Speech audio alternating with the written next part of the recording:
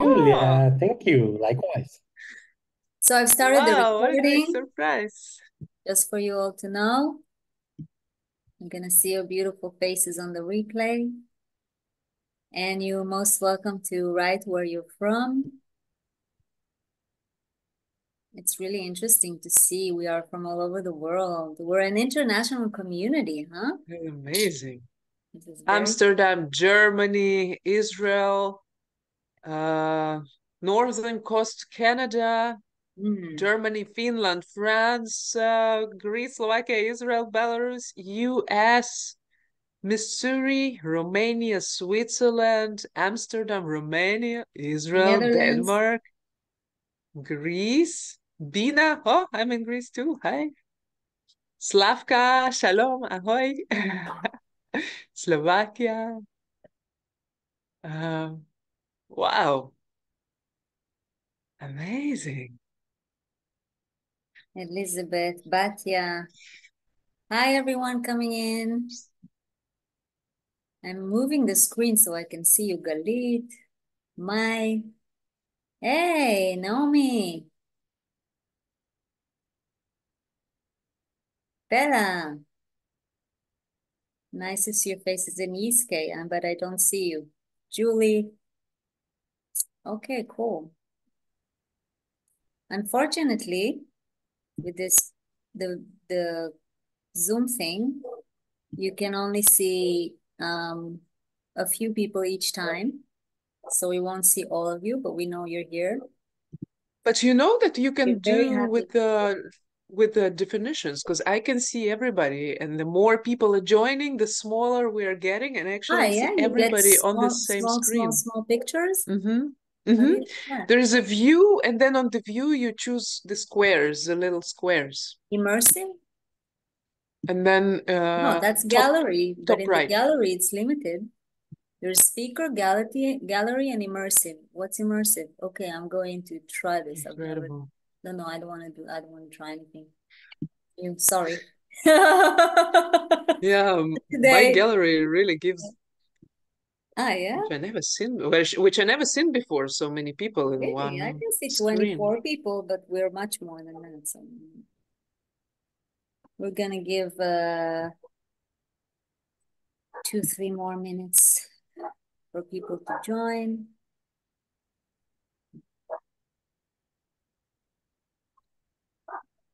Hmm. Thank you everyone for coming. Yeah, some people your morning, some your evening, some your night, maybe. And I have a lot of people that told me they wouldn't be able to join because it's the middle of the night, they're in Mexico or so for all those people watching now in another now time, as I like to say, you're with us as well. You're in the future for us. We're in the past for you, right? That's interesting. But we're all now together in this. We have more people coming in. And that's actually the foundation of non-duality teaching. That every time we think something that is in the past, it is actually in the now. And that's why the now is ever present and ever existing, past and future, everything in one. And that's probably connected to the tribal timing of timelessness Hmm. somehow. For me, that's very individual, being in the eternal now. And the collective in that, we have the head with the three channels from the head to the ajna. You have the individual in the middle, and then the collective is kind of collecting the thoughts from this and that and before and after, and putting a story on that individual is my message. I was just kidding. Collective We're is all very, collecting. I love it. I yeah. absolutely love it. Yeah, I realized it a while ago that actually the collective is collecting, right? Like the individual, That's what I it's already have doing. this moment and the collective is collecting. And this is how This is how civilization starts, right? Before we collected From things, before we started collecting and then building houses and all that, there were just a bunch of individuals roaming around. Okay, maybe we can start. A lot of people here. A lot of people here, yeah. Okay, so shall I share the screen? Just a second. Let me pin you and I first. So, okay. So just to make sure that, oh, no, that's not what I meant. This one? Yeah, but I want them to see the screen and then see you and me. So can you stop the sharing and then let me try again? Don't share yet. We can see you and the screen. Yeah. Just a second. I want for the recording, I want it to be okay. So Julia. Yeah. Yeah, please everyone mute. This is a good time to mute. And Julia will share screen with her very beautiful and creative. Now, where am I? I'm gone. Okay. So, everyone, welcome to relationship class and good evening. And we're very happy to see you. I'm Pavaka here and Julia is with me. And we're going to talk about relationship today. Relationships, actually, with an S, with an emphasis on type, being the basis to be correct, of course. Good morning from California. So people might stream in as we talk, and you're most welcome to put where you're from in the chat. We're gonna leave the chat so you can, you can also. But I'm informing that I usually don't really pay attention to the chat, so just so that you know, Julia might. She's the chat person. I might, Yeah. that's actually a good idea. So we distribute the roles. How about it? Yes. So if you guys want girls, boys, yeah, we have both genders today, which is really good because we exactly added man in the slide almost last moment. And literally, yeah, write your questions if you have some during the sharing, our sharing. And I will respond. We also have several chapters in this meeting. We're going to give a little introduction. We're going to share our personal stories. And then we're going to share some news with you. And then we're also going to go to intimate space and share things with each other. So there will be moment of interaction. You don't have to, but the practice shows that when you do come and share yourself, you first of all remember things better for yourself. You get to get the reflection of or for your own self, and also get to hear others. So, and meet others, because we are here sharing the same space. A lot of people here who know me personally or through the festival, a lot of people who know Pavaka through her work, both in Israel and internationally. Now we are joining our circles and create this new field. So we might want to know each other on the personal level. Okay. Thank you for that connecting, which you did so beautifully. I would never think to say so much about connecting. I would actually love to start, Julia, with a moment of just closing our eyes and being silent. And this is for everyone. Let's just close our eyes for a moment and start from this silence. Just let the moment kind of sink in. Connect to our body, to our form. which human design tells us is our true intelligence, at least for living the life here, which is what we want to do.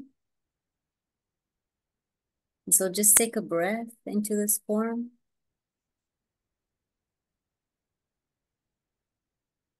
And notice what comes up. And while we are speaking, Julia and I, things might come up. And it's true you can write in the chat, but I also invite you to just kind of watch, you know, just be the seer, the watcher in this. And then in the end, when there is time to share, then you have this input to bring out of your unique form in the correct time and space.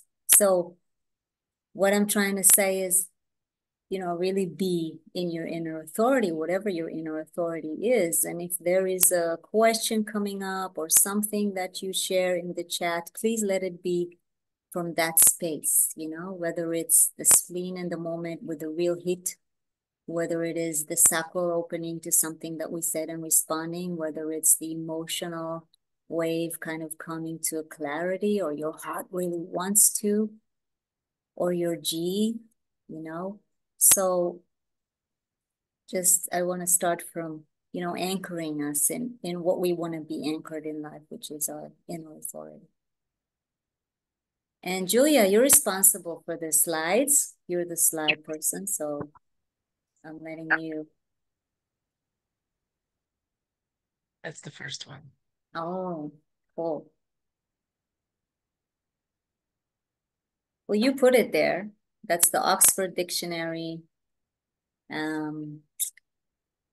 relationship. The way in which two or more people or things are connected, or the state of being connected, related or interrelated. And I want to start by saying that for me, everything is relationships, but it starts with the relationship, which is I and I. This is what always is. And I'm sharing that Julia and I had a conversation today, and I was in the midst of this initiation, I guess, which I always get when something is, you know, when I need to bring something, then I get this initiation from life. And I was telling Julia, in the end, you know, you're born alone and you die alone. And it's the truth, because I was feeling today this aloneness, which is in the end the road to all one. And it's okay. It happened through my relationship that brought me back to myself, to a deeper truth. And then with that deeper truth, I can come to my relationship from a deeper space. But it came from a moment of, you know, disharmony, when there wasn't harmony. So relationships for me is the, you know, the reflection of self. That's the first thing and the last thing. So interconnectedness, interrelatedness. Julia, you want to say something general about relationships before we start? You know, one of the revelations for me in human design, which is beyond this standard homogenized narrative, which of course has its place, is that the relationship is not you and me, or you and me and him and her. The relationship itself, beyond the way in which two people, it's not just the way, it is a substance, it's entity. Entity is a really good word. Maybe it sounds a little bit spiritual or something, but in human design, we use the term transauric field. So when two people get together, there is an entity. And for me, it's always that. It's that. So when we approach relationships, we are nourishing it. It's not just that person, because it's so easy to sync, especially for projector, yeah, who's like has this thing, and then you sync in the person, and you and me, and then when we talk about relationship, we talk about it. And that's really incredible to grasp. And I remember one time I actually was working with a very spiritual couple who are kind of a tantric icons in their country and everything. And I told them this sentence, relationship is a kind of an entity, a field that connected, that is born when two people are meeting around one goal, unless it's a family, and then it's by blood. And they said, whoa, we actually have a name for our relationship. And we have a statue on the altar, and then we put some honey on it or whatever, do our tantric rituals. Like, oh, wow, okay. So people outside human design know that too. It's always kind of funny. So yeah, that's what I have to add about the relationships. And it's ships, right? I was thinking today that words, I don't know why I had this metaphor today, that words, when I speak words, it's like ships to the other side of the river, and and you're talking about relationships, and I'm thinking about the way that people that are designs, their charts actually, they come together and they create new structures, and human design actually enables us to look at the structures, our structure, and also structures that are, the byproduct of this field's meeting, and each relationship is like when a word is a ship to the, to what's beyond words.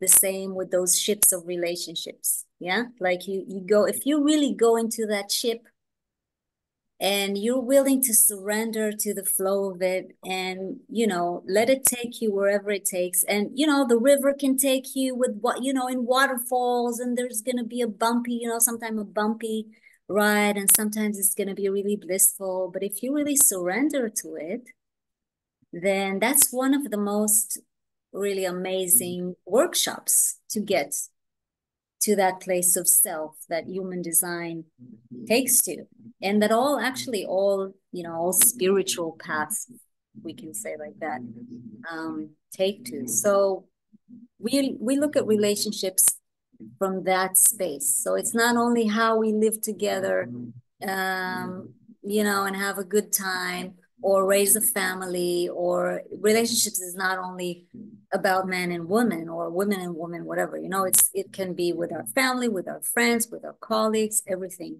Relationships as a workshop in life to get back to myself. And this is what you said, and in a little bit of it. Next slide. Slides are it's Julia's thing, that I'm flowing with her, which is really beautiful. We have a nice relationship. We're going to talk about it. So we talked before this, and there was kind of like, this is a part of you being a projector and me being a manifestor, right? It was like I was kind of transmitting my inspiration, and you were listening, and then you said, okay, so it's going to be like this, and I'm going to be and I'm going to do a slideshow, and you put it all together and do this beautiful, and this is creating together, right? So I flow with you, and what we have here is the mandala with the 4 quarters. And we just left the quarter of civilization and entered the quarter of duality this week, actually on Monday. And it's the quarter of relationships.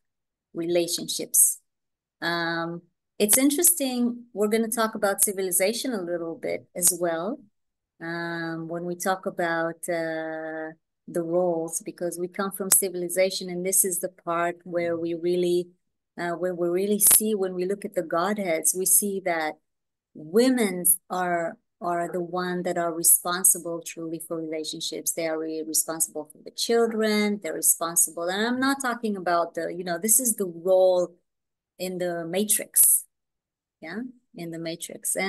one of the beautiful things that happen when we enter into human design, if we really radically go with our experiment, is what Rock calls breaking the bond. Breaking that bond with the Godheads, breaking that bond with all the cultural thoughts and ideas that that make us move from who we are and try to be something else. But when we talk about the matrix and the Godheads, that we can see that civilization starts with women. And by the way, it's really true. There's in anthropology, there is a whole research that shows that actually civilization started when women collaborated. It wasn't women when we were, monkeys, that the females collaborated, and they changed the way that the society with males was organized. And so truly civilization started with the female, started with women. So that's something you can look into. It's very interesting.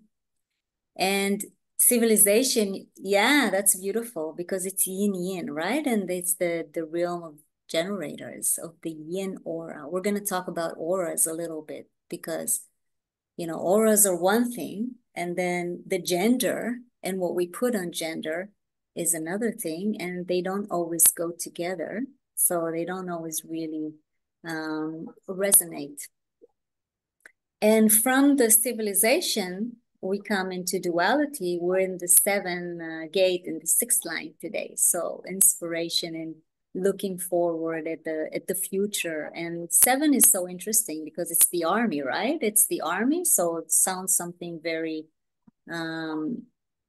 very masculine and powerful. But it's starting the quarter of duality, and it's telling us, listen, it's all about relationships. This is where we're going. This is what we should fight for. This is what if only we listened as a humanity, right, to what this mandala is telling us. So we're marching with the army, marching into the relationship quarter. And this is the future. If there are no relationships between women and men, and there are no children, there is no civilization, there is no future. This is the future. And this is what duality is telling us. And it's taking us into 3 months of this kind of trip, through the gates. And it's interesting, we don't see it here, but if you look at the gates, maybe you remember in initiation, we have all the gates of emotions. You would think emotions are in duality, right? In the place where the this and that meet and people meet, but it's not. But what we do have in duality is all the gates of the spleen. So starting at 18 and going till the end, and 6 in the middle, right, with the emotions. Julia, you're amazing. See, so she's like projecting her light on this one place. And we have all these splenic gates, in the duality. All our fears are coming up when we talk about relationships, and this is in the 2nd part of duality. So, they let us walk in duality, this other gates, a little bit of the ajna, with the 4, and we have a little bit of a sacral there, and a little bit of, what do we have there? 59, sacral, 40, heart, ego, right? So we have a stroll through the centers, and then we're kind of pushed into our fears, into the spleen. And we're going to be dealing with that the next 3 months. And we're going to be dealing with that, and we're looking at it now from the context of the workshops in our life. The workshops in our life is the people that we have relationships with. Julia? Yeah, it's magic, like the way you're describing the wheel. It's really amazing. And of course, needless to say that just as we have I really love how you said that the civilization starts with women. because of the second gate, receptive, and the whole quarter, yeah, is receptive. And of course, it's more than women, because men and women is just very superficial way of talking about the yin yang energy. Of course, it's way more complex than that. And today's day, it's like, okay, these boxers in the Olympic just don't let me sleep in peace, and all of this stuff. Oh, the boxers in the The Olympic. boxers.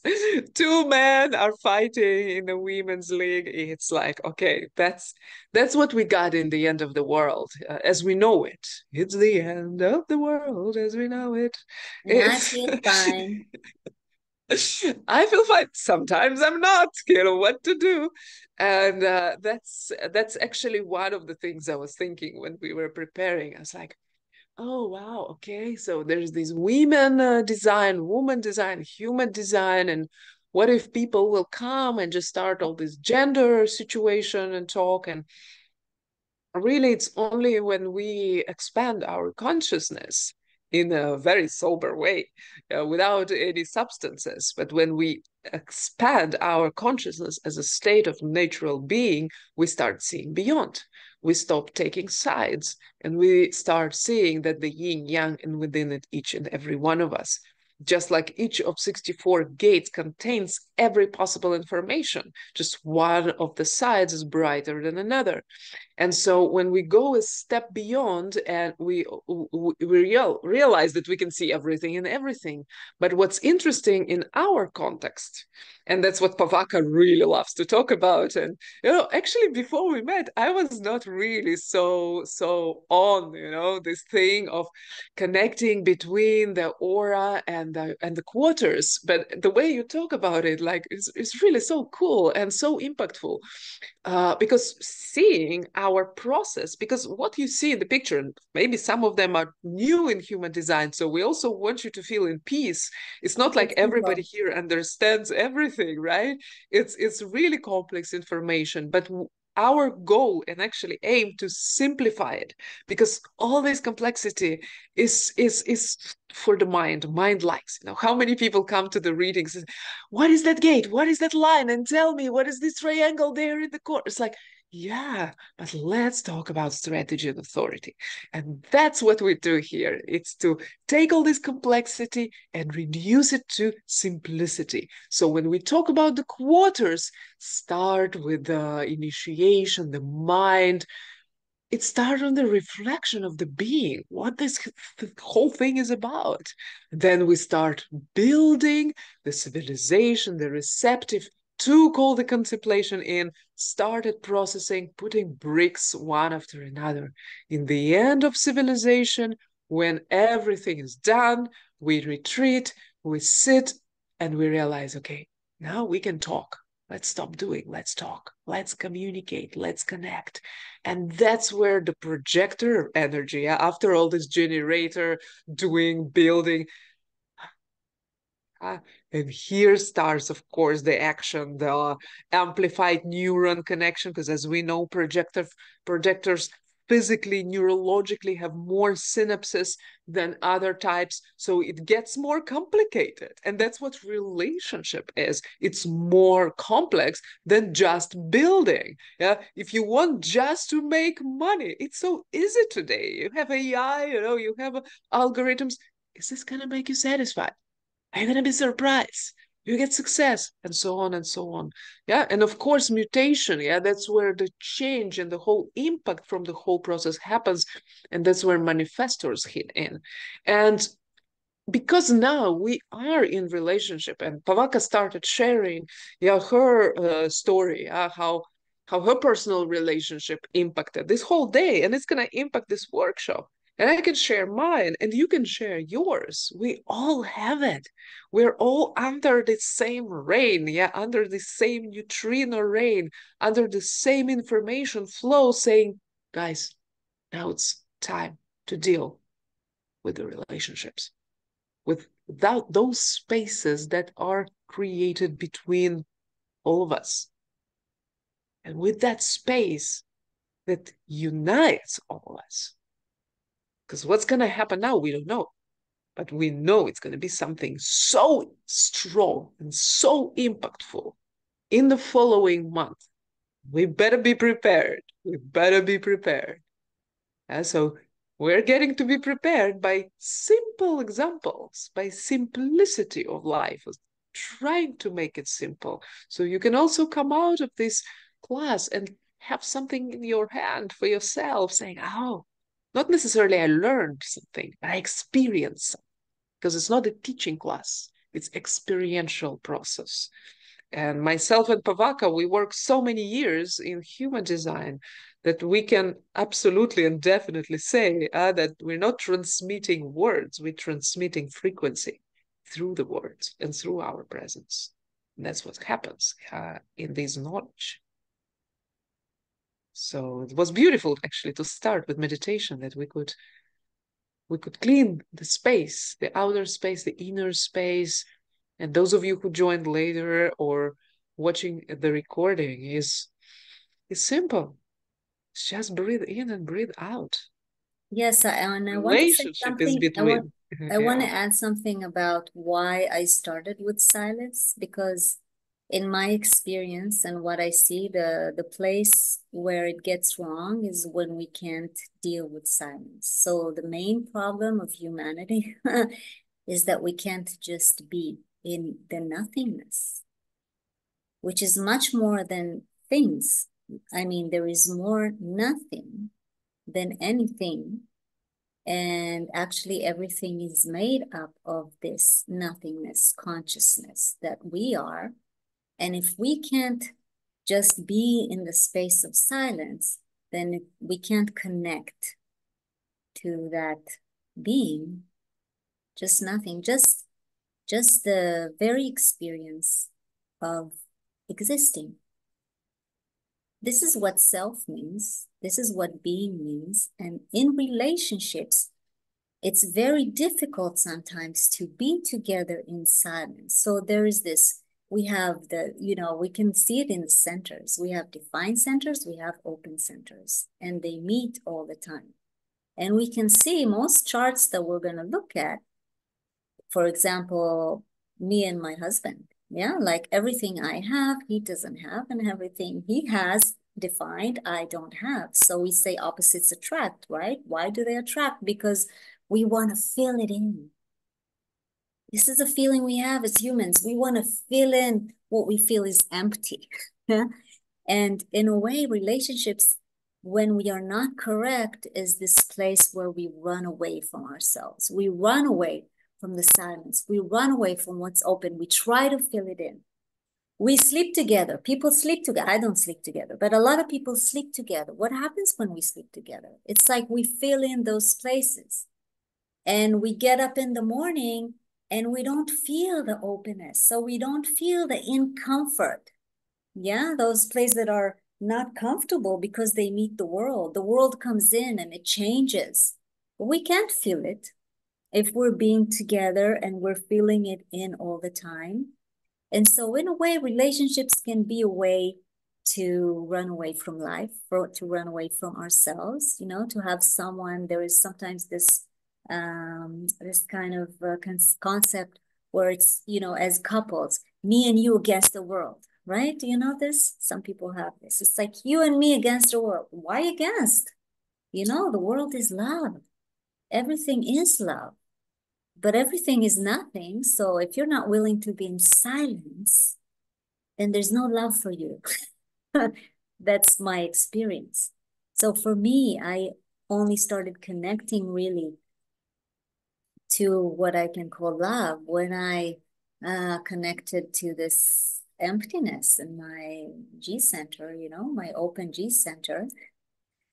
Not knowing what love is and trying to find love and trying to find the place and trying to find the person who I can put love on with all the concept I had of what love is and what it can give me. But it wasn't about that. Love is either experienced or not experienced for me as an open G. But this is just one example. We can take every center, we can take every gate, we can take every channel and look through that and through the connections we have in that to other people, to go back to self. And this is the pictures that you put, the picture that you put here is so beautiful, Julia. Yeah, this is just so creative. The DNA, our structure, our design, that it can come in peace or come in war, right? I mean, it can show the knife and it can show the flower. It can be the self and it can be the not self. And not self and self, I don't really like to use those terms anymore, because for me, in a way, everything is self. Everything is consciousness, and consciousness is self, and everything is I.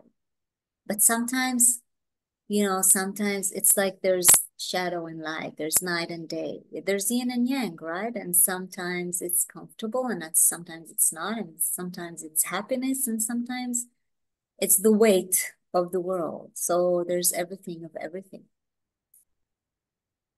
I'm admitting people in while we're talking. And when you put this picture, Julia, what did you have in mind? Please share it. Yeah, it's basically a continuation of what you're saying, is that, every relationship as a ship, it has in itself, just like you said, there's attraction and repulsion.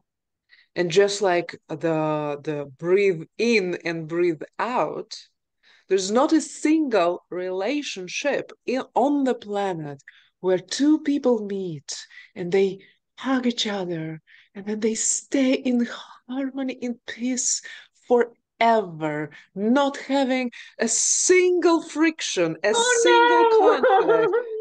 It does not exist. It just does not exist by nature. It's just as simple as that. It's like when I went to take my family analysis course, and Leela was saying in the first class, she says, every family by mechanics is dysfunctional. And everybody was like, oh my God. What? So that means we're not supposed to be functional, but that's what it means. And this is why we need each other. Even as families, every family is dysfunctional. It means we need, many families. And we're going into the era of the individual. And, if you're not going to be yourself, you're not going to survive. And that's beautiful. But what I see is the new type of relationships, like the tribe of the spirit, the collective of the spirit, like us right here. A tribe used to be your little village and your little family. In Israel, we still have villages that are chamulas, yeah, like Arabs usually have them. A village next to me, where I live, it's like 300 or something families, but they're all the same family. It's a tribe, right? And what we see here today in this Zoom lesson is the new kind of tribe, right? We're people from all over the world, but we have the same language. We can look at this strange picture of a human design, yeah, and we understand each other. We understand what we're talking about. So there is this evolution happening in humankind, and it doesn't mean that if we are going to be more ourselves, then we don't need the other. It just means we have new ways of connecting. And there's a story that comes up for me that I want to share. It's something that happened to me in the beginning of my experiment. And I think it's kind of important to understand that when we go into the human design experiment, it's really like Ross said, you stand alone. You stand alone. Why? Because our civilization, most of our cultures didn't raise us up to be ourselves. Yeah, it's a homogenized field. And when you go into human design and you really want to be yourself, and this is even before human design, if you're a person that is really, seeking spiritually, that this happens to you before human design, that, the world breaks apart and then is restructured. I'm sure, for me at least, it happened. But with human design, standing alone was taken for me to the extreme. And there was this one moment I felt I was really divorcing humanity. In the deepest way that I can say that, the moment that I realized what not taking outer authorities in, what it meant, It meant breaking everything, like every religion, every thought form, every in human philosophy, in human the human structures. Our civilization is built upon outer authorities, you know, the main authority being God, but before that, there's all the other authorities, you know, our parents, our kindergarten teachers, our governments, or whatever. And that moment of divorcing humanity, that was, you know, breaking the bond. That moment enabled me to take the power back here and start again and walk the path where I can collect the people that are really for me, that can be with me, with my design, the way it is. And it affected the people that were in my life. For example, my husband, which my relationship with him changed dramatically. There were a few years that were very difficult because I did change. I did mutate. It's not like I changed. I just went back to being myself in a very radical way, which wasn't easy. And I'm sure many of you, if you're really in the human design experiment, meaning you're waiting, you're really waiting, it means you're not listening to your mind when it tells you what to do. And your mind tells you what your culture told you. And your mind tells you the way you learned how to survive in your culture, to be loved, to be taken care of, to be in the relationships in the way that is expected from you. And suddenly all that goes to waste if you start waiting. Because if you're not listening to your mind when it tells you what to do, then you're not going to be moving like this marionette that you were until you got to human design. And I mean, I'm talking from my experience. In my experience, when I got to human design, I was already a spiritual teacher. And I woke up to that consciousness that I am in a very early age, but I was listening to my mind on a daily basis telling me what to do. And I was this marionette, you know? Oh, do this, do that, don't do this, talk to him, talk to her, pick up the phone, do this, do that, right? Mind pushing you around. And when you really stop, that has consequences. And those consequences are, you know, the breaking of this picture, you know, in a way we say the carrot and the stick, you know, I mean, if you're a good girl, you're going to get the carrot. If you're a bad, you're going to get the stick. It's the same with this DNA, right? I mean, when we grow up and we have our design, but we don't really follow that because we are homogenized into this pattern saying, okay, if you do this, then good girl. If you do this, no, you get the stick. And so in a way that goes counterwise many times to our genetics, yeah, to our design.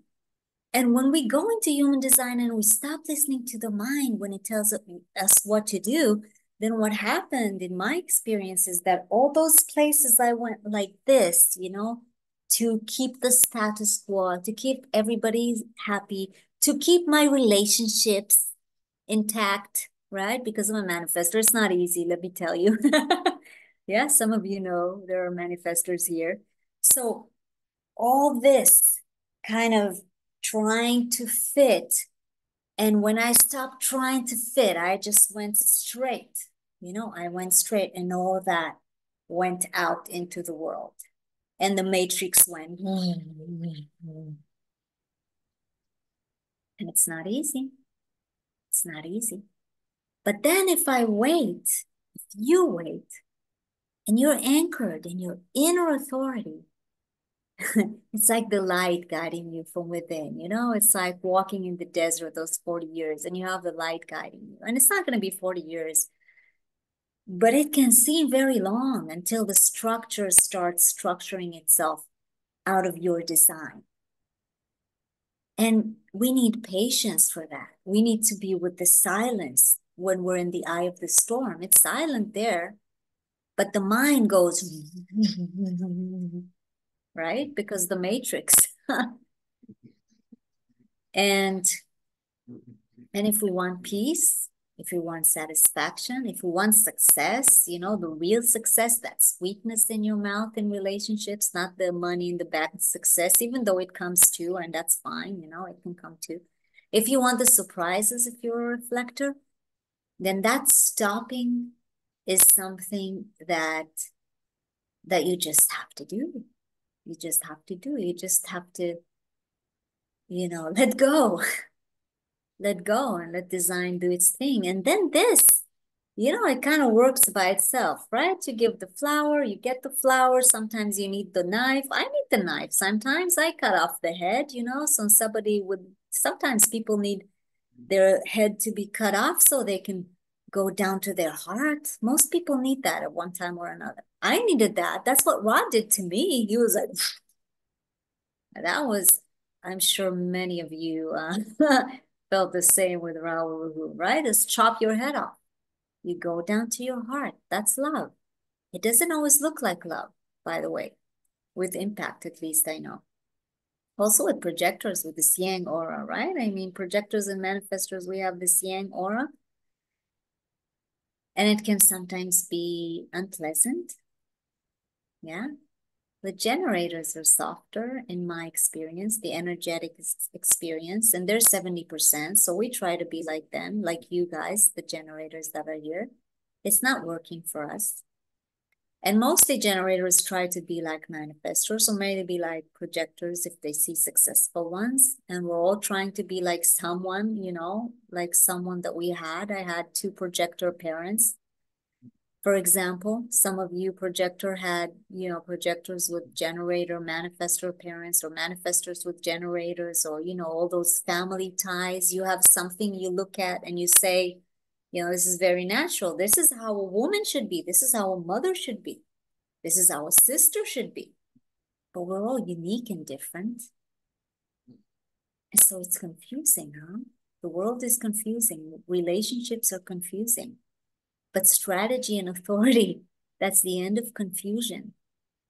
That's where we go into what's real inside. And it takes us to that place where really everything is okay. I could be bothered about nothing, you know?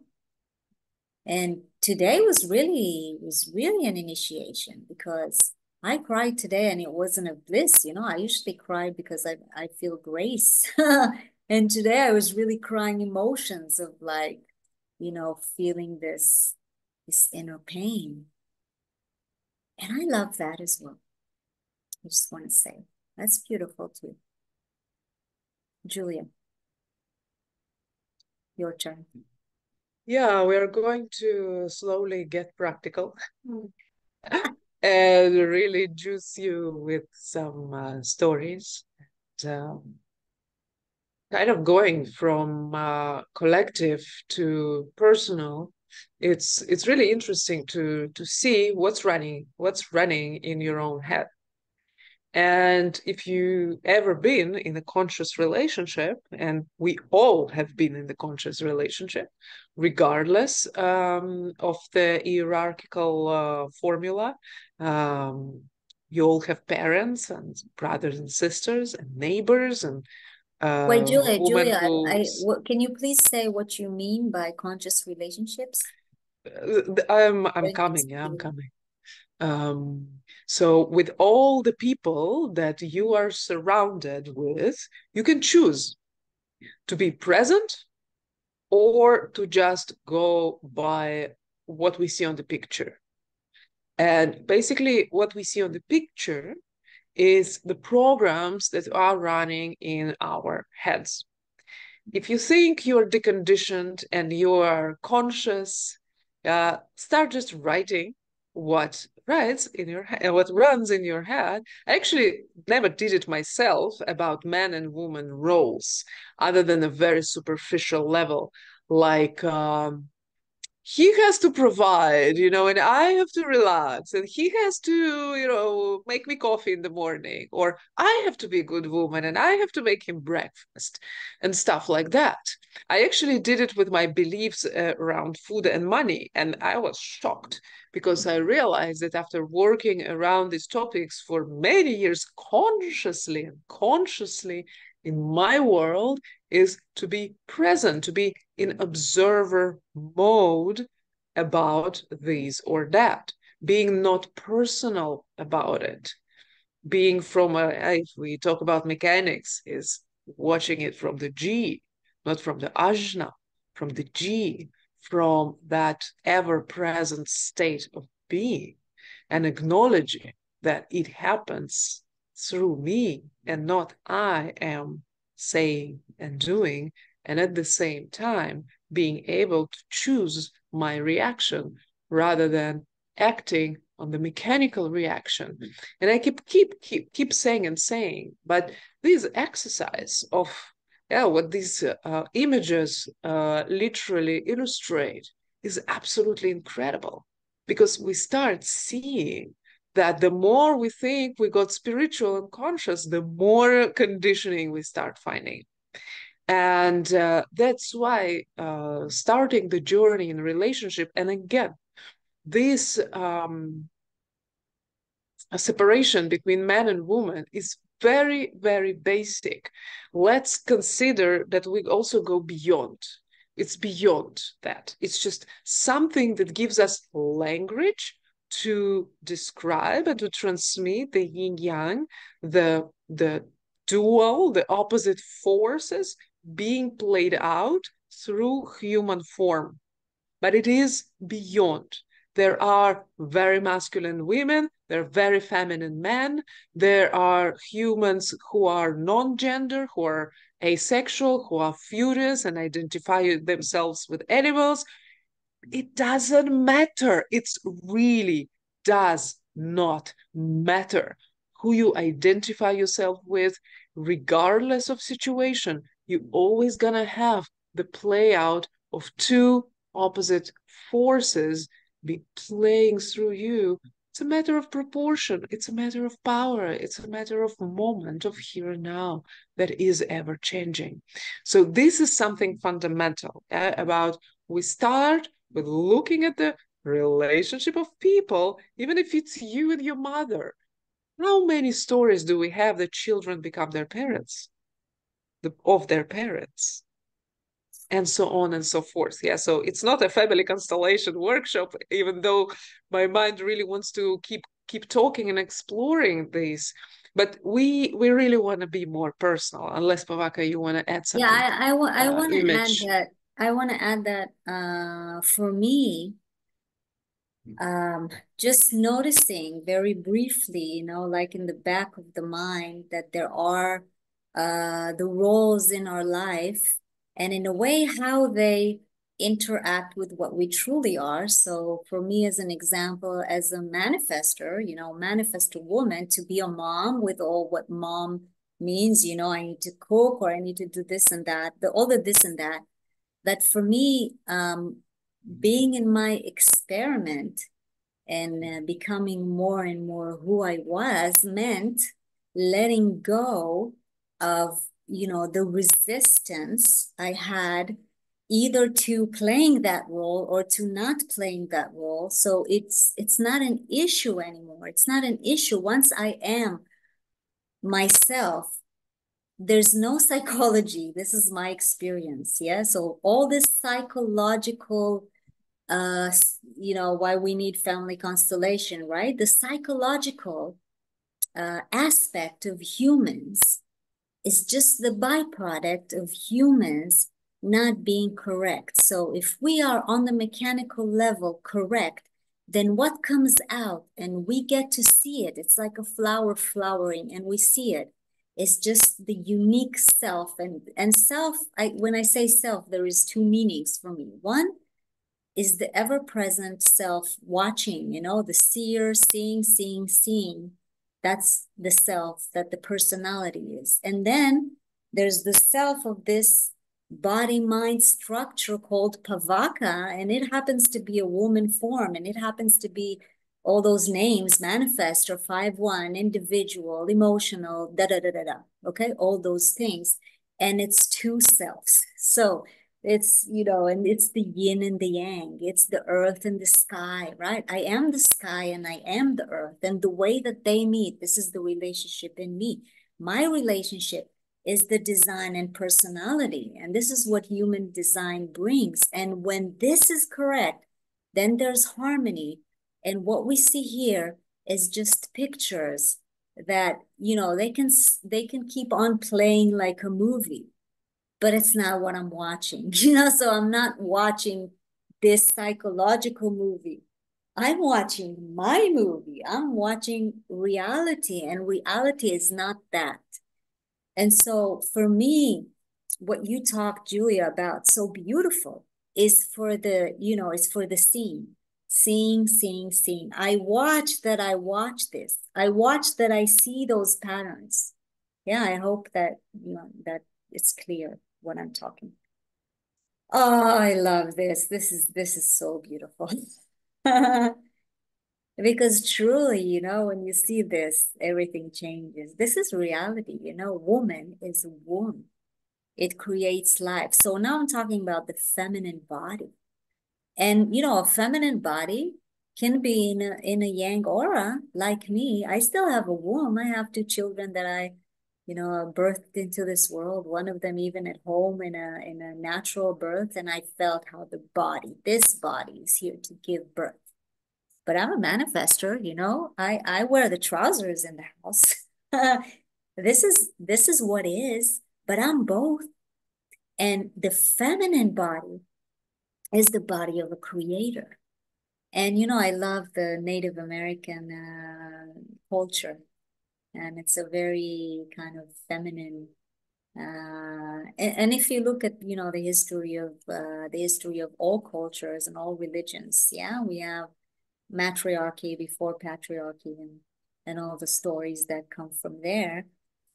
And this creation, this is why actually, if we look not from the matrix, you know, not self point of view, for me, this is why women are responsible for relationships, because they are responsible for life. If I'm a mother and I raise my children, then I'm responsible for that life, you know, and I'm responsible even, you know, even for my mom, because when I was in my mother's womb, when she was in her mother's womb, I was already there as an ovule, you know, in her womb. So we are the chain, we are the link. If you look at biology, yeah, and actually Raul talks about that. He talks about the yin, you know, the yang coming from the yin, and that there's no, if you listen to cosmology, yeah, there's just yin. So the yang is kind of like a yin with a costume. Yeah. And this is not to say the yang doesn't have such a beautiful part. And I do have a yang aura. So you know, I know the yang. But the yin is like, this is the nothingness that is also the something. This is the earth of which, or from which everything kind of grows, you know. And this is why, in a way, the woman's responsibility, or the feminine's responsibility, because we can respond, we can have that ability, because we do bring life. And I see it as something that is very beautiful, you know. I mean, we can look at it from the conditioning point of view and say it weighs so heavy on my shoulders that I'm responsible. But then again, you know, if I look at biology, if I look at love, then, you know, love and compassion is the womb. In Hebrew, it's really beautiful, right? We say womb, rechem, and when you say compassion, or compassion is midat rachamim. Rachamim is like many wombs. So many wombs is compassion. Yeah, it's really beautiful. I love language. And so let's connect to compassion and see how compassion can take us, you know, out of this yin kind of energy into a new look at our roles, a new look at our roles. You know, when we start seeing, then we start seeing things differently. We see the same world, but it changes. So we can still be the one cooking. I don't know. I don't like to cook. My husband cooks, but it's okay. You know, it was like that before human design as well. We see what is in our life in a different way. And this is what changes the life truly. Seeing. So it's in a way we can like look from the perspective of the womb, right? In a way. I don't know, it just came up to me right now. Julia?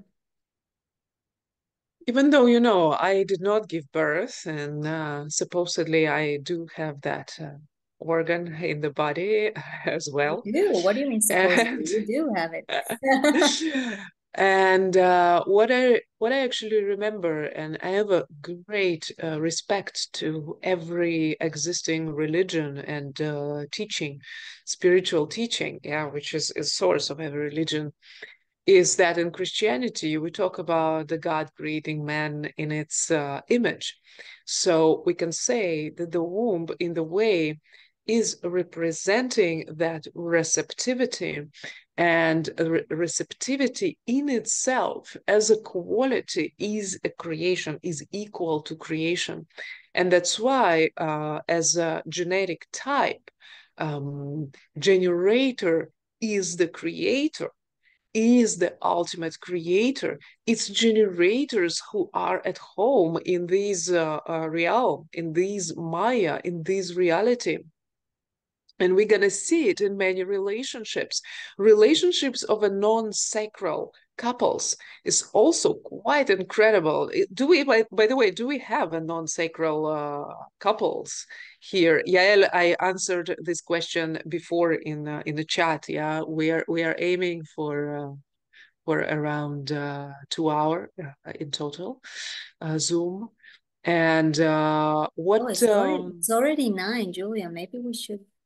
Yeah. So what I'm we're talking saying, too much. uh, Yeah. so what I'm saying is that the womb, and why we bring this picture in the context of relationship class, in the relationship workshop, is to actually show that there is a creation.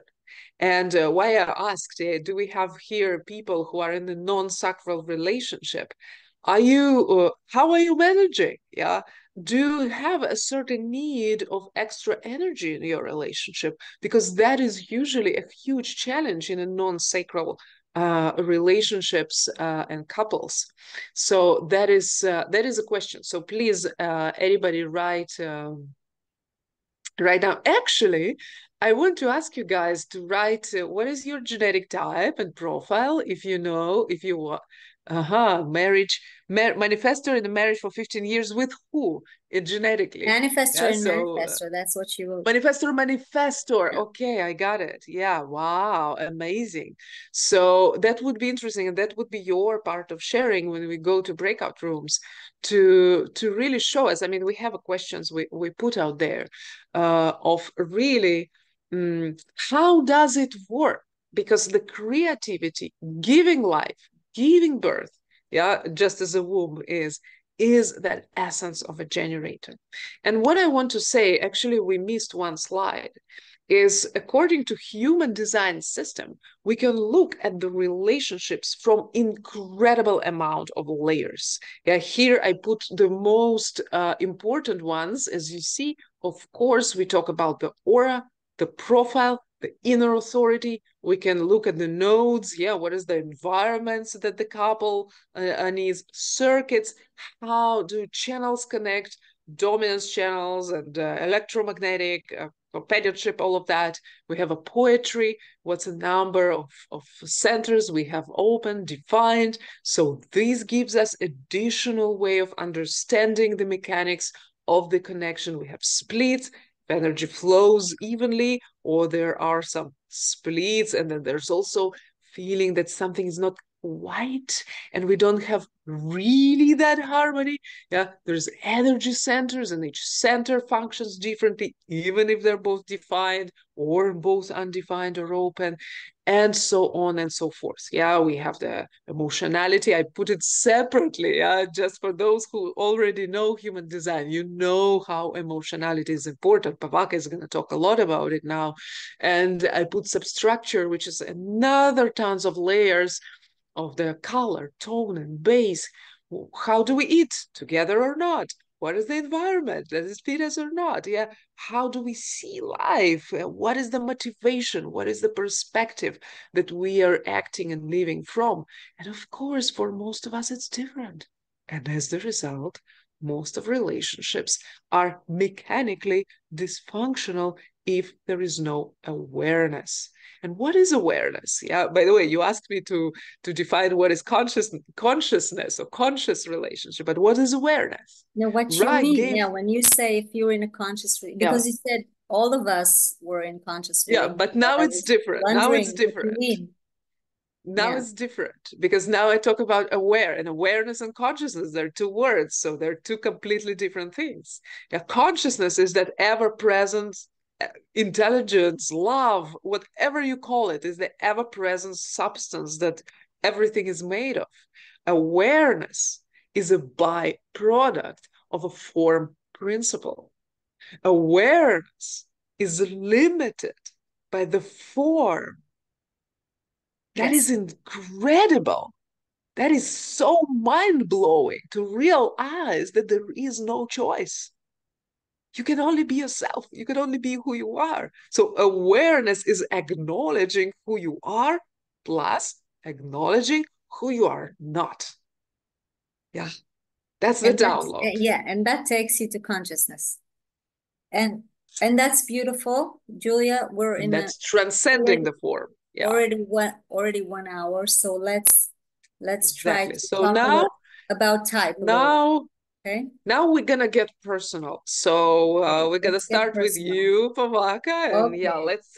And I want to say, you know, we invited for a relationship lesson. And relating between types, because actually, you know, Ross said, if you don't deal with the aura, you have nowhere to go. And this is my experience, that in the end, it's all about the auras. If we move correctly with the aura, then everything can be okay.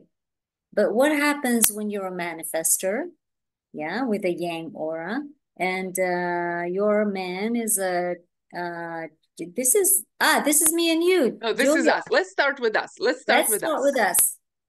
Okay, so this is easier, right, than talking about men and women. Yeah, so, you start. So this is me and Julia. And as you can see, I'm an emotional manifester and Julia is an emotional projector. And a lot of differences here. She has the root and the heart, and I have the only thing we have in common in the centers is the emotional center, right? I have the throat and the ajna. And correctness is a really beautiful thing because you know, let's say with this heart, I can be with Julia, and if I wasn't self, then I can feel this pressure, and I can feel the pressure to prove myself, you know, and be better. And this is actually something that in the beginning of our relationship, when we didn't have a relationship, this is something that happened through the ether, through the internet. So this actually, can I just put I'm going right to the point, Julia. Two words. Say it. Because I want to do prelude to what you're going to say, is that in human design, we have incredible definition. 2 words, entry point. Entry point. So how the entry points, the 2 auras meet for the first time, defines the movement. So please share the entry point of the relationship. But bring your thing in that, you know, that. I'm bringing. Bring it in. That's bringing. So that's how our entry point was. And it's an interesting story, really, because it impacted me. Not everybody impacts me, you know, it doesn't happen a lot. But Julia managed to impact me through a post. She wrote something, and she wrote something about a manifester that she had a reading 5-1. He was a 5-1, okay. And she wrote something about manifestors and violence, and that really pushed my button. By the way, this is, I don't know, we were maybe 2 years into the experiment, or it was really maybe like 10 years ago, 9 years ago. This is a long time ago, huh, Julia? And she wrote something in the Israeli Human Design group, and it really pissed me off. And I don't remember what I wrote in the comments, but I went in the comments, you know, so I responded like kind of violently, I think, but I was pissed off. And Julia was not freiheit, how you say in English. She wasn't, you know, she stood her grounds, which is something I like. You know, we manifestors, we need someone strong. If we're gonna connect, it has to be someone that can withstand our power, right? That's why I like defined egos, by the way. Defined ego women, they're always like, they can be there, you know, I can bring my power and they can hold it. I like it. And so she hit me back, you know, and we started kind of fighting on the page of this group. Collectively. Like, Collectively. it was crazy. She wrote a post, I wrote a post, and we were kind of fighting in the space, and people wrote me, da da da, yeah, yeah. And probably some people wrote you, I don't know. And it was this collective, you know, fighting. And what happened is, through this interaction, things she wrote to me were kind of like, nice, okay, I like this woman, you know? And I wrote her, I'm the manifestor, I wrote her a message.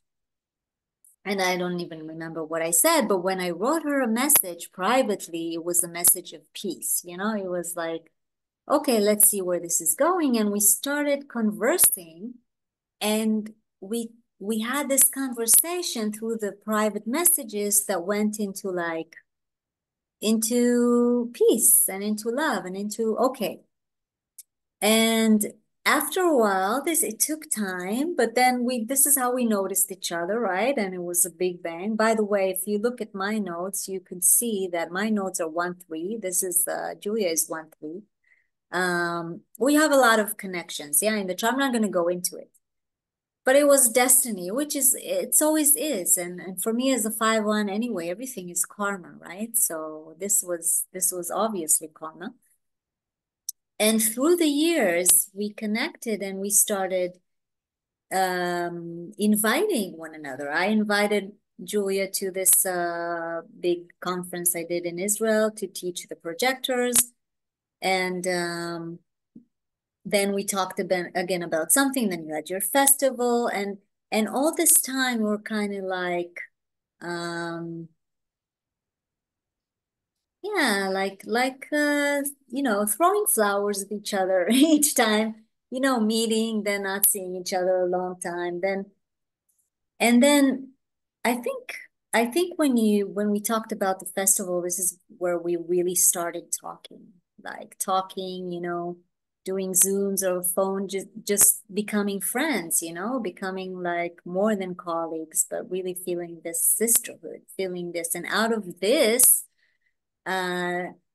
this came out, you know, this wanting to do something together out of our talks, feeling this creative urge to kind of, you know, take it to the next level. But the way that it happened was very much, you know, it was very correct for the auras.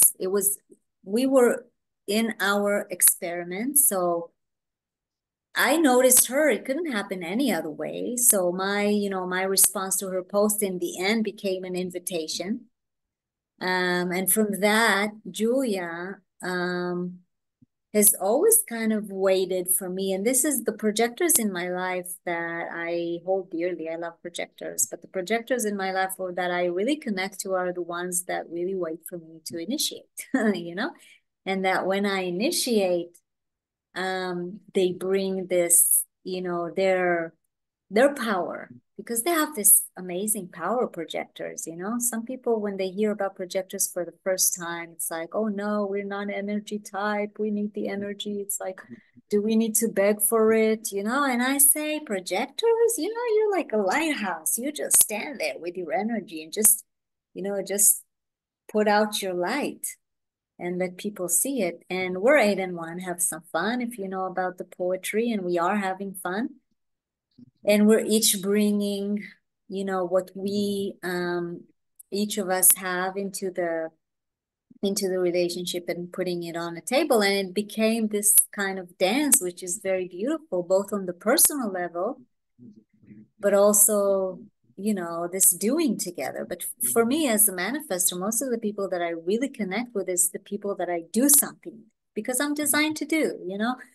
So when we start, you know, when we started talking about the festival, it started like that, the festival in Bulgaria, and then it went on to the retreat after you came to Israel to visit me. So when we're doing something together, there's this creativity, and this is a lot of time what manifestors need. In my point of view, we need to be inspired, and most of the time the people that will be in relationships are people that we can get inspired with. Otherwise it gets kind of boring, you know. We're not here for the marathon. So people that inspire me are people that I'm interested to be in connection with. And if it's doing something together with the inspiration, then that's the best. This is my point of view. Do you want to add anything?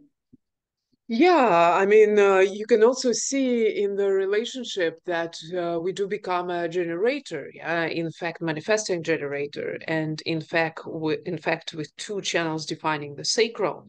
So whoever doesn't really understand what it means, in simple word, it means there is a lot of energy for creativity in this thing, even though I'm in the compromise, yeah, in your 2212. But the point is I'm really because compromising in the 4130, baby. So we're balanced. yeah, but the point here, because we want to stay in the aura Basic. level, is that this very natural actually friction and very natural conflict is natural. It is natural because also what we witness in the relationship between manifestor and projector, and especially when it comes to what, yeah, to intimate, to sexuality, yeah, there is a kind of existential friction because manifestor historically is the type that came to rule and has been ruling here for centuries and ages. And projector is literally just came out and it's like, what's happening here? Like, what's going on? I have no idea yet. But the function is you are the next. Yeah, you are the next manifestor. So manifestor unconsciously is like, the boss here. And the projector is like, wait a second, but don't you see? There is more to it.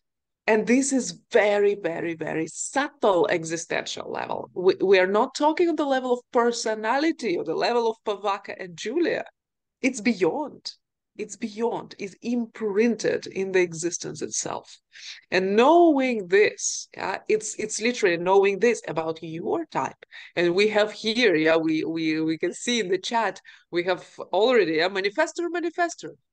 And Lauren will tell us, yeah, that there is such a peace in the relationship because there is a recognition on this subtle existential level. Aha, same type, always easier. Not always it means, yeah, that butterflies and unicorns. Of course, there are things happening, but we talk about this subtle existential level.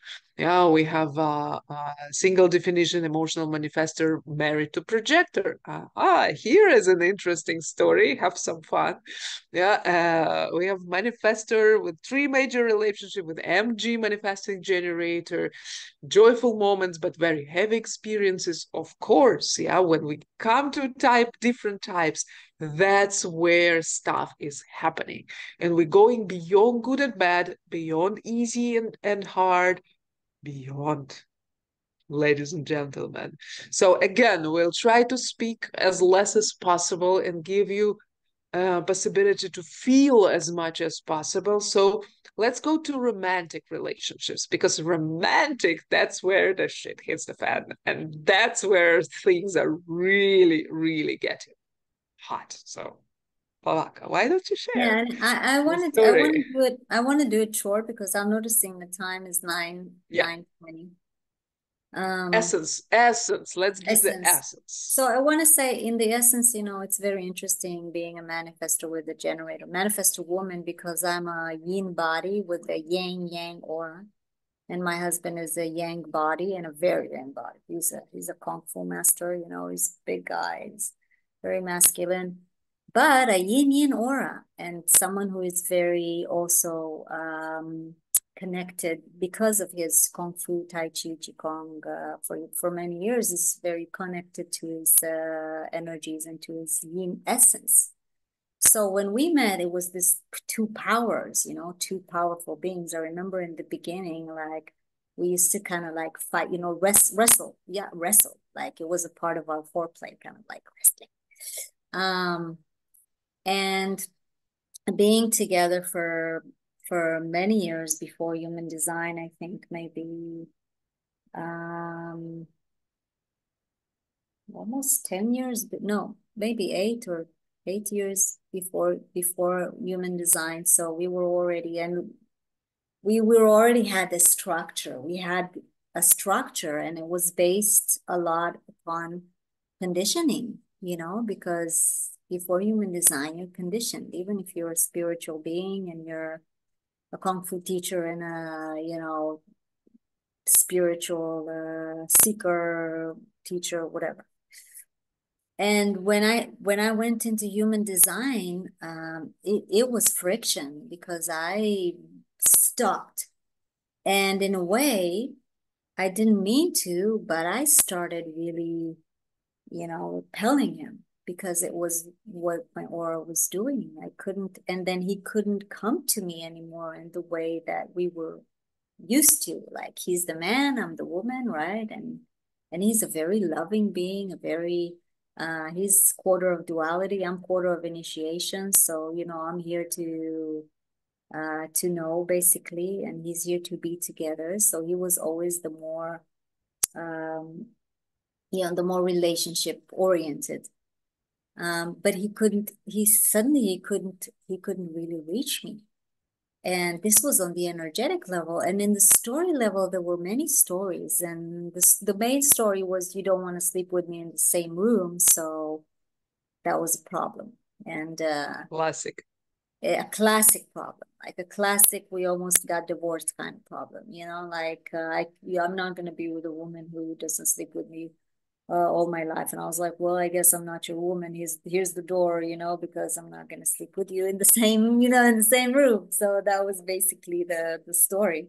But that wasn't the real story. The real story is that once I went into myself and my aura became strong and it started repelling him, then the whole communication on the energetic level changed, and it was very difficult, and it was bringing up all the conditioning of what should be, what a woman should be, what a man should be, what relationships should be like. And I'm a 5/1, so everything that he projected on me and that he projected that I was, and now I'm not, and I should be again, you know, because I'm crazy and now I'm not who I am. And this took time. It took time, but I was in my strategy. I was in my authority, and I started informing. And I remember the hardest thing for me in the beginning was that when I really waited and informed out of my emotions, so I was really authentic, the moments that I was the most authentic, there was no response because I didn't know what to do with it, you know? Like I remembered informing from my emotion and waiting for the impact. And there was nothing because he didn't know how to respond to it. And I remember after a while talking to him about it, he would say, well, you know, sometimes you say something and it's so strong, the impact is so strong, I don't even know what to do or what to say. So we started this, you know, this new kind of conversing, this new kind of communication. And when I'm talking communication, it was like very basic. It was, listen, don't ask me questions. Yeah. So it's not only the emotional conversation that changes. As a manifester, I had to start putting my boundaries and saying, you know, informing what I need and what I want and what I don't want and what I will not accept anymore or expect anymore. And the main thing I want to say about relationship is once I wanted to be myself more than anything else, I wanted him to be himself more than anything else. And that's where I really stopped projecting on him what he needs to be for me, because I didn't want to be anything else but me for him. And this is the basis. So it doesn't matter, you know, in that it doesn't matter what type we are and how many centers we have and what our, you know, what our inner authority is or whatever. If we want to be ourselves, then in that is the freedom that we give the other to be themselves. And this is true love. Well, no matter what happens, sometimes people go into the human design experiment and they break up, and that's fine. Maybe they don't need to be romantically together. Maybe they were not together from the right, you know, place. And talking about entry point, our entry point, even though I was not in human design, was amazingly correct and very, you know, very cosmic, you know. So I was initiating with a friend of his to come tell him about something. And he heard about me from someone that learned something with me. So he heard my name. And when I was going to come to this friend of his to tell him about this, I was in this MLM something anyway, multi-level marketing, you know, I came to talk to him about some products. And that same day, my husband, Sachi, was in his house, in this friend's house. And this friend went, listen, there's this woman, Pavaka, supposed to come to tell me about something. Maybe you want to stay. And he went, or I don't know if he went, but he responded, yes, because he heard my name from someone. And the first sentence he told me was, are you Pavaka? And I said, well, I don't know any other Pavaka, so I guess it's me. But I initiated that. I didn't know I was initiating with him, but I initiated and he responded. And this is how it started. And then it took a while. I had some time for emotional clarity before I met him again because I went to India and it was all, what I want to say is when things happen the right way and they are correct because they are cosmically meant to be, this is what is. And if it's like that, then most of the time you'll stay together because in the entry point, it was correct. Yeah. And if it's not correct, then it's okay when you go into human design if it breaks. And another thing I want to say is that there was a moment when I really said, that's it. This is not working anymore. And, you know, this was after a while. I was in the human design experiment and I was looking at the charts and I said, you know, this is not going to work out. He's a generator. I'm this, all of this and that. But I said to myself, but this is your chance to be yourself. So you are going to practice on him. You're going to practice not listening to your mind when it tells you what to do, waiting for emotional clarity. And if your clarity says you're out the door, then you're out the door. But till then, you're going to be here. And this is what I did. And then there was this moment where I said, that's it. And I told him, listen, that's it. And I was, for 3 weeks, I was in that mood with this, and we're getting divorced. I was already looking for a house for him, you know, to move out of the house. And that's when he stopped projecting at me because he realized he wanted to be with me and not with the woman that his projections was telling him that he wants to be with, you know, or, you know, whatever he wants relationships to be. So what I'm saying is when I was correct and my authority says, this is it, then that's what made everything, you know, be okay. Because after that, we started walking together and it was a whole new level. And it's a process after that as well. It's deconditioning. And my question to you actually here is because what I witness from a lot of manifesto generator relationships is the challenge. Of course, I want to be respected. There's no question about it. Huh? But how about me? I mean, you, yeah, as a manifestor who came here to initiate, to inform, to be informed, to respect generators' strategy and to ask yes and no questions. Oh yeah, that's what is your process? What is your process with that? That's because it's not so easy. Yeah, first of all, I want to say that respecting him meant not asking him questions unless he asked me to ask him questions, because he used to get pissed off when I started asking him yes, no questions because he wasn't into the human design experiment, you know, and don't ask me questions just because you think now that I'm a generator and I need questions. So respecting him meant being in my experiment and not pushing the experiment on him. That's the first thing.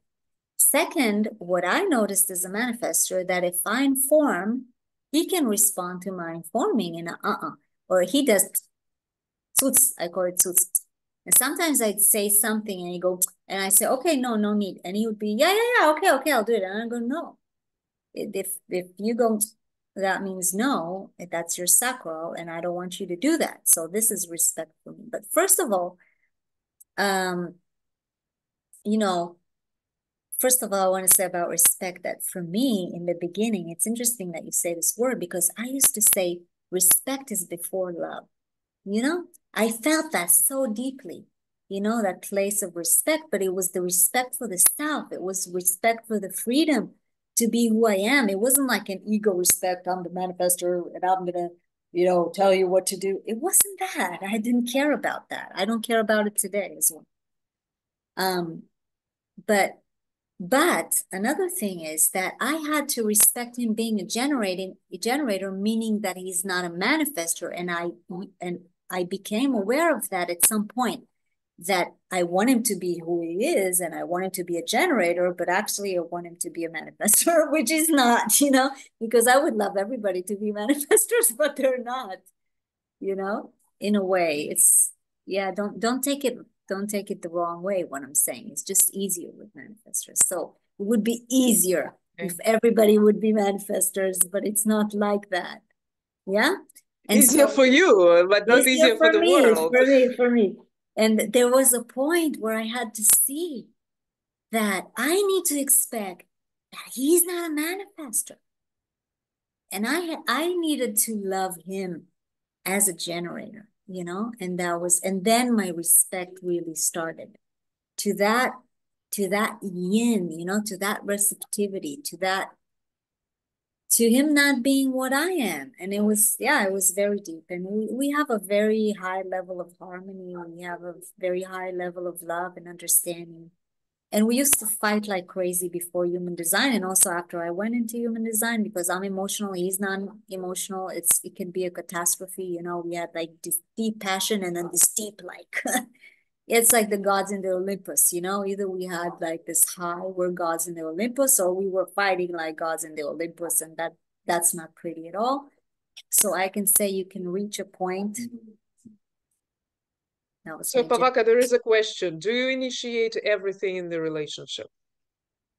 Well, initiation is such a big word. I mean, when you live in the same house, it's not like I'm only going to be the one talking or the one, you know, coming towards. It doesn't work that way. But there is this, you know, there is this move between us where I'm the one kind of, you know, bringing up new things, bringing up new movements in space. And there is this, you know, and there's this flow and there's this respect from his side that sometimes he can see that I'm just not available, and he can accept it. He used to not accept it, you know. He used to, you know, say, didn't you hear I'm asking you a question? And I used to yell at him, well, imagine I'm deaf, you know. No, I don't hear your question. It would be like, you know, it was very difficult. But I can say now it's so amazing because he's my best audience. He's my best audience, you know. He's like, he applauses every little, you know, he just waits for me to talk. You know, it sounds funny when I talk about it that way, but I'm a manifestor, you know. I'm here to know myself through my impact on the other, and he gives me that. Yeah. And he gets from me this dance. He gets from me this well, the way he says it is that he always feels something with me. Yeah, because there's always something to respond to. He never gets bored. It's like it's this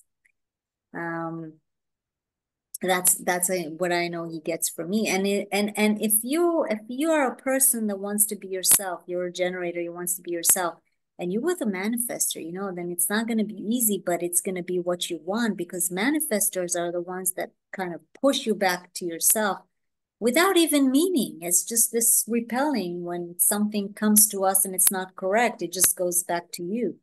And that's a gift. But if you resist, then it's very difficult. But since he's so yin, you know, in his spirit, like, yeah, like this total receptivity to what I am, because he loves me. So he's totally receptive to what I am. Now we're in the point that if I get pissed off, it's like for him, it's funny, you know, as he says, he made up a word in Hebrew, it means your royal, like your royal highness, but your royal angerness. Yeah. So if I get angry, he says, okay, your royal angerness, you know. So it's a play. It's a play. It's not, I don't get angry at him. Sometimes it's just something in the world makes me, you know, this fire comes out. It's not personal, and it's never on, it's not a personal level thing. So he can enjoy it, you know, he knows this is what I am. Sometimes he says, oh, you're human after all. If I do something, he'd be, oh, you know what? You see, you're human also. Because we're aliens, right? The manifestors here, you know, projectors are aliens as well. For generators. Thank you for the talk. You're welcome.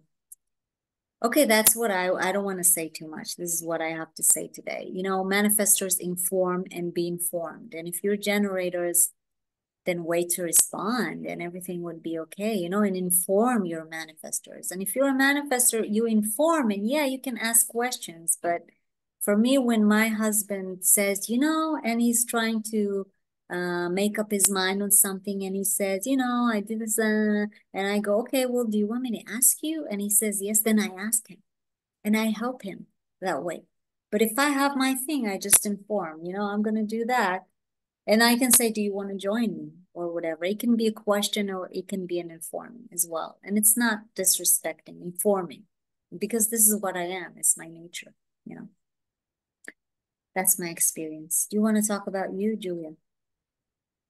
Projector and That's the generator. plan. That's the Yeah, plan. let's So do let's it. be receptive also for time, another dimension of illusion that we are in.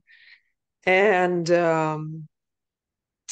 projector and generator is a very different story than than manifestor and projector. It's what is that? That receptivity and the openness of the generator meets that focus, that light, that literally that laser, and then what happens there? And it's very interesting when what you were saying and what I see also in the comment of Julia. Julia, it's so good to see you here. Julia Aquino, yeah, our dear, dear, dear sister from Mexico that also was supporting us in the festival, yeah, saying that having this experience of having divine sacral that does not equal to be available all the time for questions. And as a projector, I can say that our job is literally to be masters of energy, and in the way also to manipulate energy when we see it is correct. Because in the end of the day, generator doesn't know about their energy unless they are informed or asked. And I see it really strongly in my process and in the process of people I study or work with, how the gift of question literally opens the world. It creates the worlds, because generator may not be available, and here comes the level of sensitivity. It's either there or not, and the projector's job is literally to be sensitive. I know how sensitive I am, and in my point of entry with Peppa, my partner with whom we exactly celebrated 11 years being together this year, month ago, was absolutely correct, because I was recognized by him. There was a recognition. Yeah, for those of you who don't know or forgot, is one of the main words when it comes to working, living, being in love, or being in relationship with the projector. For projector, recognition is literally the foundation of life. That it gives, in fact, life to the open sacral. So being recognized amplifies this energy and kind of gives it back. So what we can see is that in my story, I was absolutely recognized for whom I am by Pepe, and what kept going is I was there and I was available or not. Sometimes I wasn't. I went to travel for 2 months after we met without almost any connection other than once a month. We think we have 2 or 3 emails, yeah, not even phone, not even messages. It was emails, yeah. So keeping distance. So he is a fourth line could feel that there is a human connection, that there is a friendship, exchange of emails. Of course, I didn't know design at that time. I actually met design and Pepe more or less at the same time. And as we know, to know human design, we need at least a couple of years of experimenting. So it was a really gradual process for me. And so what happened is within these couple of years of us kind of getting more intimate, I did not initiate a single conversation, a single message, unless it was his message and I was responding. And that literally, just like Pavaka said, why the relationship survives, because of this entry point, the magic of entry point. So once you know your design, you know how you operate, you don't have a choice but being yourself. And then there is a question actually a few messages ago, what is correct? How do you know if there is a correctness? And the answer is very easy. It's a level of resistance. If there is a level of resistance that's bothering you enough to be in suffering, frustration, anger, disappointment, bitterness, all that, then it's not correct. If the resistance is bearable enough, because resistance is also part of life. So I don't want you to kind of, oh my God, there is some little fight, so it's over. No, it's part of life. But if it really bothers you and you are more bitter, frustrated, angry, and disappointed, then you are satisfied and you just feel good and you're just happy and peaceful and joyful and all of that, then there is a correctness. It's so simple, darlings. I mean, we can't even like put more into it. Simplicity of life. And by the way, we didn't talk enough about relationship with ourselves. And what happened with me and Pepe is we really went through a deep and long processes as individuals of getting into relationships with ourselves. So when we could meet together, we met as individual units, even though if you look at our design, you see there's barely any individuality. I have like a couple of gates and him as well. And that's literally how it is. So in my relationship, as you see, for example, we have also a deep friendship because we have a same channel of community and family. So there was also recognition on the level of human, not just intimate, and of course also sleeping alone. Oh my God, it is going through a lot of resistance. It is part of it. In my case, I was absolutely not radical as Pavaka, yeah, so it's good to share the opposites. I was very gradual and very soft. I was like, okay, just once a week. So first year or so, it was just once a week. And then it was twice a week, and then it was 50-50. So for in my process, it was around 2.5, 3 years of this gradual movement into my own room and having my own room. And when we started traveling, and at some point we were kicked out of Israel and living in the suitcase, and of course we're not the people who gonna rent 2 rooms, so we slept a lot of days together. So when we finally grounded and started living in the house, first thing I did, I got my room, and since then it's clearly always there. And also sexually, if you really start noticing the difference, yeah, and it's not only sacral and not sacral, it's also between the same type. Yeah, when the 2 sacrals are all the time like bumping into each other, they need a break, especially if there's third lines in your design, and there will be third lines in your design. It's really important just to detach, to do this basic hygiene, sleeping alone. And when the partner is sensitive enough, when his mind, his being is not too homogenized, what's gonna happen is they really gonna see that the quality of your sexual connection is like, it just rises. It just can't be otherwise. It's mechanical. It's not personal. So they're going to be like, oh, actually, why not?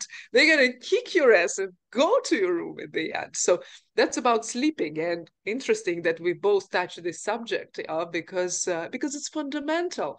Sexual connection, fundamental. Food, another thing. When we enter human design experiments, so often we stop eating together, which, for example, for myself and Pepe, is nearly a breakup because we both have this tribal channel. What do you mean?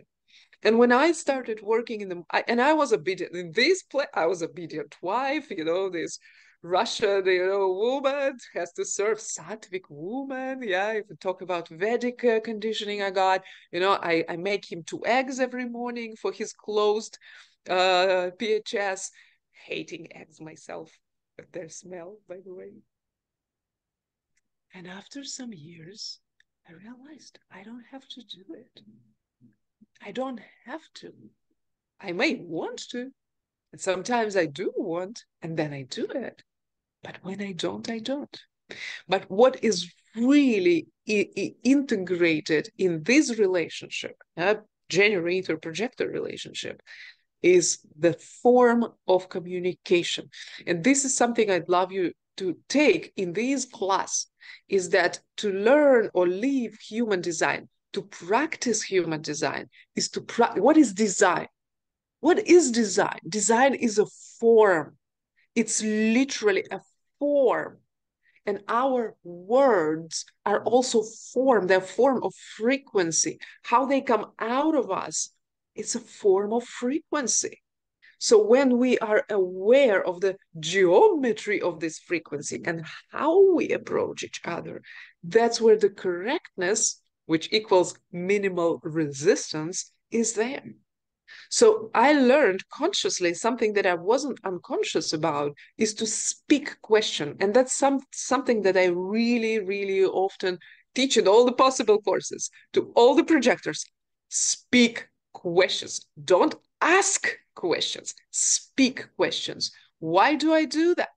Because the mind forgets, the mind filters. There's always I, do, go, call, come, whatever. Yeah, so when we tune our minds as a projectors, or of course as generators, into speaking questions, that energy comes naturally. So for example, what Julia wrote, that I'm not available to be asked. What I would start, and I really want to ask you, because now, it's like with Pepe, so many times he's in his books, he's in his studio and music and doing his thing. And I really want him to open the jar for me because I'm cooking this thing and he's not available. I will knock on the door and I was like, can I ask you something? So what happens here is the question before the question that actually checks availability. And when it checks availability, what happens is that unconsciously the geometry is, I respect you. I see you. And I'm not really sure if I see you. So let's check out together. And mostly it's going to be, what do you want? And then the door is open. Yeah, the door is open. Okay, he asks what I want. So sacral being a vortex energy in itself, because also all the channels go like that, and defense circuit goes like that, it's just like, it opens. And so as a projector, I learn in this relationship, which can be called a manipulation, but it's very clean, it's very pure in the way manipulation, because all I do is I'm asking a yes or no question. And unlike Pavaka, who was, I would experiment, let me do you want it? Can you get it? So I was like sneaking in. I never told him I'm an experiment because I knew he's not going to be interested in human design. He's until now didn't take a single course. So I was like, just like he didn't know what I'm doing. So in a way, it was easier in this situation. So this is just one of the ways that I can show you on my example how the theory made in practice. On this very, very simple level of geometry and how it works. Geometry of the design, of the words, of the connection. And by the way, there is a question if we use jinkies and all of that. We do not use jinkies. At least I don't. Maybe you use actually. Why am I talking for two of I us? love I don't jinkies. use. I don't know about the word use. I love jinkies, but the time is almost 10 p.m. So let's go on and not answer questions right now. That's what I think we should do. And thank you for sharing that, Julia. That's beautiful. Yeah, I say I'm actively not using jinkies, actively not using because it's a different system with different frequency. And if you get to know human design a bit deeper, you really dive into such a depth then why something else It's of true, this but sort? jinkies is beautiful as well, and you can get things out of it. And I got a lot of things out of it for my experiment and experience and my relationship, by the way. So when I did the Venus sequence, and I did it 3 times already. Let's So leave that's it what I right said. Let's not answer it. there. Yeah. See? Let's talk about Okay. something exciting that Let's we're talk both about excited about. the real thing. Okay, before we go to rooms, even though it's really late already, I hope you stay with us for the rooms, but we wanted to let you know that we're having a retreat. This is only for women. Thank you for the men that were here today. I don't know if it was only Antonio or other men, but you were most welcome to this. But the retreat we're going to have in Crete in October 10th is where we're really going to take the experiment to the next level, meaning we're going to dive into our auras, into our centers, into our strategy, into our authority, and we'll be doing it through the context of women, through women roles, and how it is to be, in this aura, a woman as a manifestor, a woman as a projector. And this is to go beyond the yin and the yang. Yeah, yin, yang, and beyond, because in the end, we're all both. So we're going to be on the beach in a beautiful, beautiful villa with a private beach, actually. So you can go, skin dipping. And we're going to have both a good time together, eating, dancing, drinking cacao, doing a ceremony, and both investigating deeply ourselves through our charts, through different experiential practices that we are working on together, and really making something for this retreat. So this is not going to be something that you learned somewhere or did somewhere, because it's going to be new, because we are sitting and making this practices especially for this retreat. And for those who know me, you know that I come from the immersion world of really experiencing the auras and the centers and doing experiential work.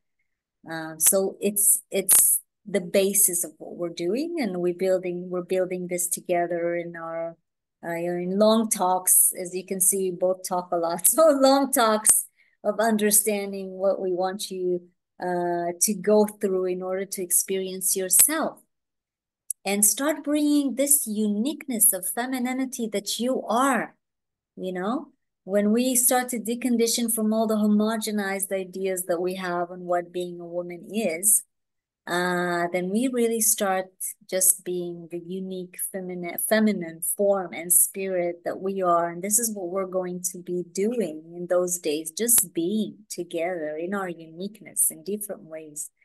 We're going to be all types. So being together in rooms, we're going to put you in your types and inner authorities. So, emotional projectors, splenic projectors, emotional manifestors, splenic manifestor generators, sacral generators, emotional generators. So you get to meet your sisters from other places in the world that you have the same kind of a sameness in frequency. So meeting yourself through this reflection. And we invite you to join us. And also we want to say that I don't know if you saw our website, but we have a beautiful little website with all the information about the retreat. And there is an early bird price until the end of August, just for you to know. And until the 15th of August, which is in a few days, right? What are we today? The 10th of August. We would like to gift you, the women that are joining, in the next 5 days. If you are here or if you are hearing this and you decide to join in the next 5 days, then what we are going to be giving you is a half an hour reading of your chart or your chart with someone else. Oh, that's the website. Beautiful. So you can see the paradise we're going to be in. It's truly a paradise. And it's amazing food and amazing rooms and amazing beach and amazing tavernas we're going to go eat at. And I'm saying this out of experience. Some of the pictures you see here is from the Manifest a Woman retreat. And I saw some of the women here in the beginning. I don't know if they're still with us, like Oma and like Sheil. And it was just an amazing place to have a retreat. And I just thought, okay, we have to have a retreat for all women, all types, not only manifestors. And this is how this began, this trip. So you're all invited, and it's October 10th, so it's in 2 months exactly. And until the end of August, you have a early bird price. Early bird. And in the next 5 days, because we're limited in how much energy we have, so if you join until the 15th, then you also get the gift of half an hour reading from me and Julia. We're going to be recording this for you. So either your chart or your chart with any relationship that is, that is interesting for you. So contact us if this is for you. And let's go to the next and last. Yeah, I just want to add one element, that because I just finished a festival, and there was this really powerful female field. And just when we get together, there is something that is beyond. And there's something that literally can feel our womb. And I'm a little bit sarcastic about all this, female women circles, actually Pavaka as well, where we sit and look at each other's eyes and connect to the womb, which is a beautiful work, by the way. But somehow personally, I don't really connect to it. But what our aim is that energy will unfold itself absolutely different through each and every one of us. Because a woman, it's not a definition. It's something that is so multidimensional. An amplified field of women, and especially in such a location with such goodies, that they were all listed already. It's something that can fill you and keep nourishing you way beyond these 5 days.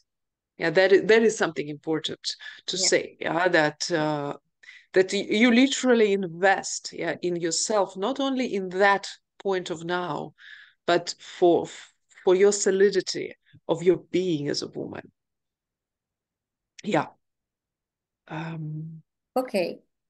We're going to put you in rooms for, maybe we should do it shorter than so maybe we should put them in not in groups, but in pairs, and give them 10 minutes of 5 and 5. That would be best. And this is for you to, really, we were talking for a long time, more than we more than we wanted to, but this is what is. And you took a lot of things in, and maybe questions came up, and maybe some aha moments. And this is the time to really reflect from a moment and say, you know, to yourself, am I living my correctness in my relationships? And it can be one relationship that you choose, or it can be all your relationships. And we're sending you to the rooms, and you're going to meet someone and give 5 minutes to each. So each one is speaking for 5 minutes. And please, when you do this, if one is the one speaking, the other one is only listening. So not asking questions and, you know, saying, oh yeah, this is how it's for me as well. So just listening. And that way you have 4 or 5 minutes to kind of dive into yourself and let things come out. Don't think too much about what you're going to say. The point is to really listen while you're speaking. Yeah, this is the watching. So let this unfold. Let this be something that speaks from in you, that you can hear, and you can learn something new about yourself. Yeah, maybe you'll surprise yourself. So am I living my correctness in relationships? I need you to stop the sharing so I can put them all in rooms. Okay, great. Where is the room thing? Why do I not have it? Okay, this is very Shona, you can generate your chart by going to My Body Graph or Jovian Archive, or just Google, you know, free human design chart, and you can build it. Okay, breakout rooms. So the Zoom, they just change things all the time. So now it's in the more. Okay, breakout rooms. And we're going to assign automatic, not include. And how many people are we? 15? No, how many people are we? Do you see? We are 20? 17. Okay, so I'm doing 9 rooms. Yeah, 9 is 18. Let's create, and you go into the room, open all rooms. Oh, I didn't put time. So just notice 5 minutes when you go into the room, okay? 5 minutes, and then you change. Maybe we'll give a notice in the chat. So you can see this join. You see the join on your screen. There's a separate Press window it. that came out. Yeah. Oh, and I'm gonna stop the recording.